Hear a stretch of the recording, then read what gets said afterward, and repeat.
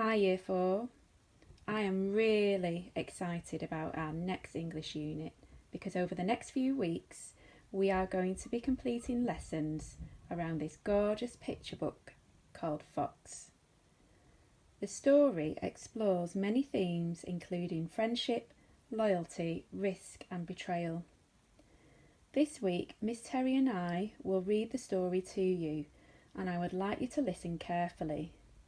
It may be a good idea to invest in a journal so you can note down any interesting vocabulary and write down any thoughts and feelings as I read the story. If you don't have a journal, then a piece of paper will be fine. After this session, there will be some comprehension questions to answer. Please see the quiz attached to this assignment. Please feel free to listen to the story as many times as you wish. Miss Terry has also put a copy of the story on Google Slides for you to read.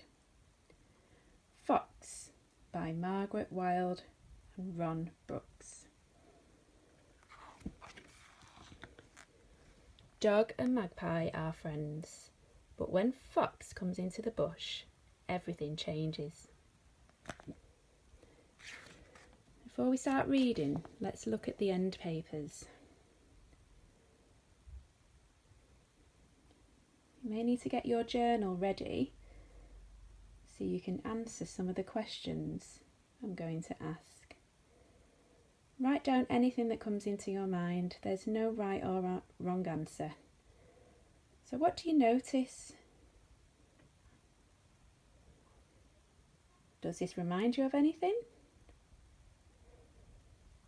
What do you notice about the colours? What might it feel like to step into this scene? What may you see, hear, smell and feel? And make sure you've jotted down all your answers in your journal or your piece of paper.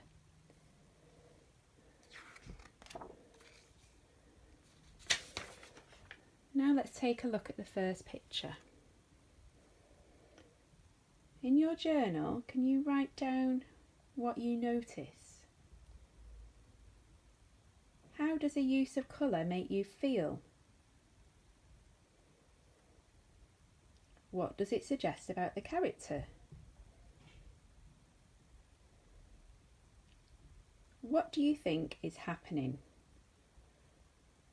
Where have the characters come from? And where are they going? What does the body language and facial expression suggest about the thoughts, feelings, motivations of these characters? What do you think that the nature of their relationship is?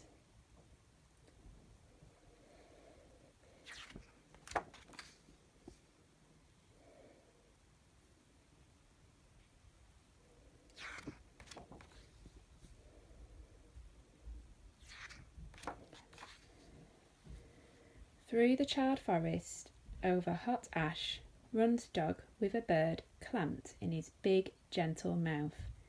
He takes her to his cave above the river, and there he tries to tend her burnt wing. But Magpie does not want his help. "I will never again be able to fly," she whispers. "I know," says Dog. He is silent for a moment. Then he says, "I am blind in one eye, but life is still good." "An eye is nothing," says Magpie. "How would you feel if you couldn't run?" Dog does not answer. Magpie drags her body into the shadow of the rocks until she feels herself melting into blackness.